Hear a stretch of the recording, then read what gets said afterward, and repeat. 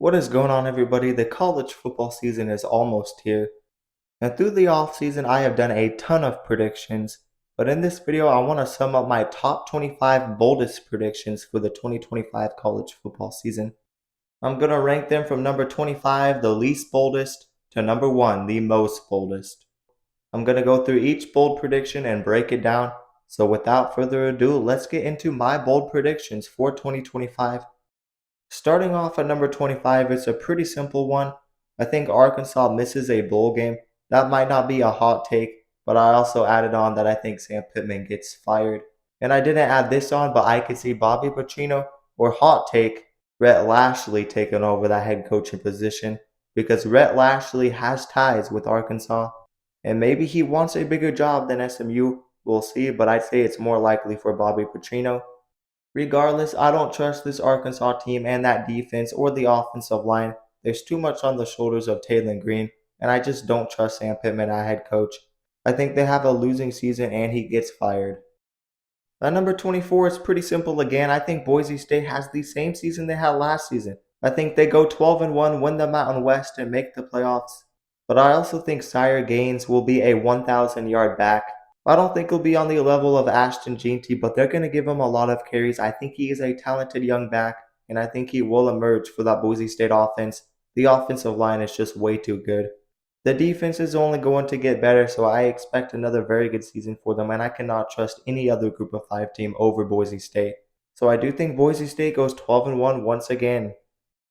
At number 23, I'm saying BYU only wins 6 football games, and that is with an easy schedule. And I think they will have a very lackluster offense. The offense was alright last season. They had some good things going. The defense was the strength. I think the defense will be alright again. They got some strengths in the linebacker room. But when I evaluate the offense, I don't love it. I like LJ Martin returning at running back, but they lost multiple of their very good receivers. And I think losing Retzlaff at quarterback late in the offseason is going to hurt that team. They really found their footing last season, but I don't expect another big year from them. I think they take a step back. A team that I am expecting to find their footing is Georgia Tech. At number 22, I think Georgia Tech makes the ACC title and they win 10 plus games. I think the schedule sets them up for a very good season. I love the line of scrimmage play and the way they control the clock.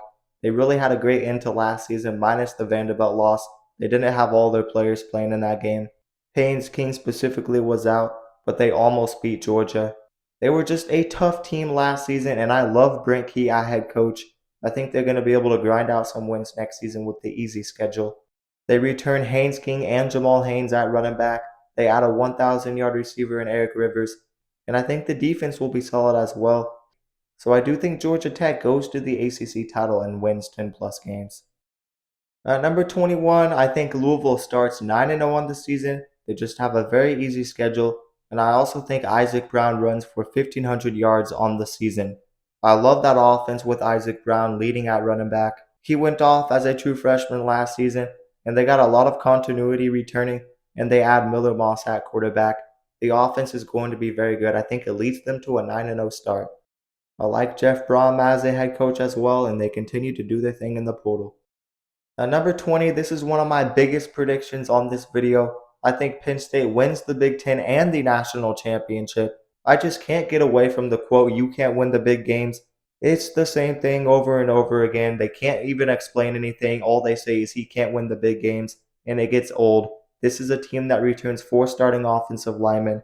They return the best backfield in the country, one of the best quarterbacks. They also add 3 of the top receivers out of the portal, and they are all proven. Can you believe that? Penn State will have a very improved receiver core and the best under James Franklin in a long time. Andy Kotelnicki elevated that offense in year 1. They're only going to be better in year 2. And the defense is always consistent. And they add defensive coordinator Jim Knowles from Ohio State. He led the number 1 defense in America last season. They have a lot of guys back. Penn State is the most complete team in the country. I don't care what people say about James Franklin. It's time to put that in the past. They said the same thing with Ryan Day and Jim Harbaugh.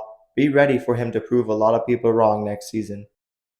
At number 19, I think Utah will go 8-4 with a good bounce back season, and I think they will have the number 1 rushing offense in the Big 12. When I look at the receiver room, I don't see much. I don't know if they'll be able to win the Big 12, but they should certainly be in the conversation because with the defense, the offensive line, and that Russian attack, anything is possible. It's not like the Big 12 is a super deep conference. Sure, they got some decent teams at the top, and I think Utah is going to have a very good year. Devin Dampier was a 1,000-yard rushing quarterback at New Mexico. They add Wayshawn Parker, who I think could be one of the most underrated quarterbacks in the nation. He was Washington State's leading rusher last season, and that was under a pass-heavy system with all the hype on John Mateer. Parker is extremely talented, and they have one of the top returning offensive lines in the nation. I think they are going to rely heavy on the run game, and it is going to be a success for them. I think they'll have a solid season going 8-4. At number 18, I think Oklahoma State will miss out on a bowl game, and I think Mike Gundy will just call it quits and retire. It's been a long coaching career for Mike Gundy, and the NIL and transfer portal era might catch up to him. I do think it is about time for him to retire, and I do not like that roster at all for Oklahoma State. At number 17, I think LSU makes the SEC championship game. I think they have a top 15 scoring offense and a top 20 scoring defense. I know that was pretty specific, but I am expecting them to be a very good all-around team. They have the number one portal class, and I think the staff is very intact. Blake Baker is an excellent defensive coordinator heading into year 2, and they add some very good guys and return one of the most talented players in the country off of injury, and Harold Perkins. The linebacker room is dangerous. The defense should be even better in year 2. They took a step forward last season, and Nussmeier and those receivers really helped that offense out. I love this LSU team. I think they go to the SEC title game. At number 16, I think Texas Tech wins the Big 12 with a very good 12-1 record, and I think they host a playoff game. This is a shocker. Is there really a world where we see a Big 12 team hosting a home playoff game? I do really think there is possibility next season. I think there's a couple of teams in the Big 12 that really separate themselves from the rest of the pack. I love Texas Tech. I think they have the most talented roster in the Big 12. I love the revamped defensive front seven. They got a good linebacker coming back in Ben Roberts, and they also add 2 elite guys on the edge, and they add Lee Hunter at defensive tackle. They had a very good portal class, and the offense is very good. They had the top scoring offense of the Big 12 last season. I like everything about this team. Joey McGuire has led this team to 16 wins in the last 2 seasons. Next season is the breakthrough.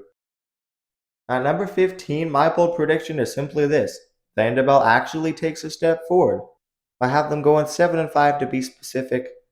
I think a lot of people are sleeping on them and just expecting a step back, but they really don't lose much from what they had last season.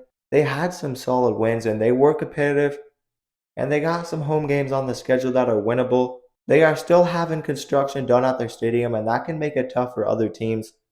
Diego Pavia might be a cocky quarterback, but he's certainly a good quarterback, and Eli Stowers is one of the best tight ends in the nation. They got a bend but do not break defense, and I think they're going to be solid again. At number 14, I think Syracuse and Colorado both go 4-8. I'm calling this a bold prediction because both of these teams were borderline top 25 teams and very good teams with good offenses, but they lost like all of their top talent. Both of these teams just can't have a reload year. They really have to rebuild. They have to build through recruiting and the portal. And this offseason, I just didn't love what they did in the portal. I think there's issues with both of these teams, and they both have brutal schedules. I think they both go 4-8. At number 13, I think Georgia wins the SEC again.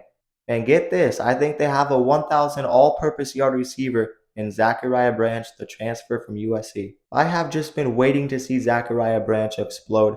He had just under 1,000 yards in 2 seasons at USC. He was a speedy and talented receiver, but I think Georgia is fully going to utilize him. Georgia is desperate for wide receiver talent. They can use Zachariah Branch on the sweeps. They can use him a lot in that Mike Bobo system. I think he's going to be their best receiver and have a massive year. At number 12, I think Penn State, Oregon, and Ohio State all go 11-1 in the regular season, and I think they all finish in the top 5 and get a top 5 seed in the college football playoff. I have Oregon going 11-1, the team missing the Big Ten title, but I still think they're going to be the 5 seed. And of course, Ohio State won't get bumped that much for losing a close one to Penn State in the Big Ten title. All 3 of these teams are national title contenders in my eyes. I'm really just trusting in that Oregon talent. They probably have the most concerns with all of the injuries this offseason and the talent that they lost. But all of these teams have a lot going for them, so I do trust all 3 of them to have a great seeding in the playoffs. At number 11, I think USC is a playoff contender with a top 25 defense. I'm not saying they make the playoffs, but they are going to be in the conversation. I think they could be competitive with both Oregon and Notre Dame, the two very tough teams on that schedule. And I love the defensive trajectory with Deanta and Lynn, and they add some very good guys through the portal and have a lot of continuity returning. I think they have one of the best 1-2s at wide receiver in the whole country with Makai Lemon and Jacoby Lane, and Jeremiah Alva should take a step forward. They add the number one JUCO back in America. Watch out for Waymon Jordan and also 1,000-yard back from the group of five, Eli Sanders.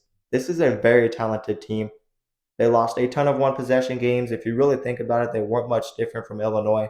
The one-score games just ended up not going their way, but next season could be a different story. Number 10, I think Alabama makes it to the semifinals, and I also think they will field a top 5 scoring defense in the country. If you look at how the defense was playing at the end of last season, they were very, very good. It was just the offense that held them down and gave them losses to Oklahoma. They nearly lost to Auburn, and of course, the horrible Michigan loss. The defense returns a bunch of starters, though, and elite NFL talent. And I think with Ryan Grubb coming in as the OC, it will give them more balance on offense. I love the talent and the continuity returning. I expect Kalen DeBoer to have a good year too, so I do think they go all the way to the semifinals. At number 9, I think Notre Dame goes all the way back to the national title game, and I also think they have a Heisman finalist at running back in Jeremiah Love. I think they're going to really feed him the ball next season. Riley Leonard ran the ball a lot last season, but he's gone. That takes the pressure off of him. That opens the door for Jeremiah Love. He will get a lot more touches. And the dude is only poised to have another big year and break through even more. Watch out for Jeremiah Love, and I think Notre Dame is a very balanced team. I think they'll have a top defense in the nation again. And I think an improved receiving corps makes them dangerous, but very strong offensive line as well. At number 8, I think Auburn will give Georgia their only loss in the regular season, but I still have Auburn going 7-5. They got some games on the schedule, and I just can't trust Hugh Freeze to be consistent. How will the offensive line fare? Can the defense continue to be consistent? How will those young receivers fare? Will Jackson Arnold be a good quarterback? There's just too many question marks. I do think they have one of the most talented receiving corps in the nation. Eric Singleton was the number one portal addition at wide receiver, so watch out for him. I think they managed to upset Georgia. That's going to be a home game that is a big game for them, and I think it's just a trap game for Georgia, but overall I have Auburn at 7-5. By number 7, I think Tennessee will lose to either Kentucky or Mississippi State, and I think they only go 7-5 with a pretty easy schedule as well. I think next season is going to be one of Josh Heupel's worst seasons. They're a pretty talented team, but they really lost a lot, and I don't like Joey Aguilar at quarterback. He is too turnover prone. They lost the offensive leader at running back and Dylan Sampson. They lost James Pierce Jr. on the edge, and they got some questions in the secondary. Can Jamar McCoy stay healthy? They should be better if he can stay healthy. But regardless, I just don't love this team. I think they take a step back. At number 6, this is a bold one. I think Arizona wins 7 games and Noah Fafita has another big year like he did in 2023. It just seems like people have forgotten about how good Noah Fafita was just 2 seasons ago. Last season, it was a tough year. The offensive line was in shambles. I think they're going to be even better. They returned their number 2 receiver from last season. They add Luke Wysong, one of the better receivers from the group of 5, and the best receiver from Washington State in Chris Hudson. They add some guys on defense. It's just a matter of how consistent can they be. But I think they're going to be able to get some wins next season. I think they have good offensive talent. And I think Noah Fafita has something to prove. At number 5, I think Texas A&M will upset their rival Texas. It's just a matter of time until it happens. It's a huge game. But I still think Texas A&M will miss the playoffs. I do think they are a playoff contender, but I do think they miss the playoffs. They have some games on the schedule that I just think they lose, and I just don't think they have the same amount of talent like some of the other teams. I will say watch out for this team though. Is Marcel Reed going to be that good? I don't know, but the offensive line is top notch. They have one of the best backfields in the nation returning, and a pretty strong defense. At number 4, I think Cade Klubnik will lead the country in passing yards and also have 500 plus rushing yards, and I think Clemson gets a first round bye in the playoffs. Is Clemson back? I think they are very close. Do they have national title potential? I think they are very close. I don't know though. I have questions with that run defense. but oh boy, that offense is very talented. Klubnik to those 5 receivers is going to be a lot of fun to see. He was already near the top of the country in passing yards last season. They add Tristan Smith out of the portal who went off in the spring game. A lot of their guys were freshmen last season that are coming back. They have a lot to like. Number one in return in production. I expect a big year from Cade Klubnik and the Clemson Tigers. At number 3, I think the Baylor Bears start 6-0 and they rank inside the top 10 at one point. In the AP poll, they are unranked. And if Baylor just had an easy first half of the schedule, it wouldn't be that bold. I like this Baylor team, but they have a brutal first half of the schedule. I just love some of those home spots for them. And I love that offensive talent to start off huge next season. Sawyer Robertson is back at quarterback. He's the number one QBR quarterback in the nation. They add 1,000-yard young back Bryson Washington. They have a talented receiving core with their top receivers back and add Kobe Prentice. They got a strong offensive line, and on defense they have questions, but they add guys in the linebacker room, and the linebacker room will be a strength. I really love this Baylor team. I think they start 6-0 and will be ranked inside of the top 10 at some point. Now let's not forget just a couple of years ago, Dave Aranda led this team to double-digit wins. At number 2, maybe this isn't super bold, but it is crazy for this to happen in today's college football. I think Jeremiah Smith wins the Heisman Trophy, and I think he has close to 2,000 receiving yards. I don't know if it will be over or under, but I think it will be around 2K receiving yards. Look, I think they're going to rely a lot more on him. He only peaked at the end of last season, and we now see that they will pick winners at Heisman Trophy that aren't quarterbacks. They did it last season, and they could make history with Smith winning the Heisman Trophy next season. They lose their top 2 running backs. They lose a very good receiver in Abuka. They are going to give Smith a lot of targets, and I think Julian Saint could be a better passer than Will Howard. So certainly watch out for Jeremiah Smith. He is my Heisman pick. And at number 1, I may be an Oregon fan, maybe I'm glazing, but I am legit high on this guy. I think Kenyon Sadiq wins the John Mackey Award with close to 1,000 receiving yards at the tight end position. That's crazy. Dan Lanning has said this offseason that he is one of the hardest working players in all of college football. He thinks he could be one of the best players in all of college football next season. I watched the spring game. He gets a lot of targets. Oregon lost some guys. Evan Stewart went down to injury. He is going to be targeted a lot and a guy to watch out for. He's got a unique ability at the tight end position. He's super athletic. I bet you could put him in the backfield and he can make work. But regardless, I love Kenyon Sadiq. He's going to be all over the field for this team. Last season, he was the backup to Ferguson. He still had around 300 to 400 receiving yards. That was on limited playing time. But I think he's just better than Ferguson, and I think he's going to show it next season. I think he's going to be Oregon's best tight end in a long time. The dude went off in the Penn State Big Ten Championship game last season with a highlight play and 2 touchdowns. The dude is a monster, so watch out for Kenyon Sadiq. But anyways, I hope you guys enjoyed this video. I'm going to be doing a college football hot takes video soon, responding to my viewers' hot takes. So feel free to leave your hot takes down in the comments below if you want to be featured in one of my next videos. But anyways, that is going to do it for this video. Let me remind you guys to like the video and also subscribe to the channel and turn on notifications so you never miss an upload.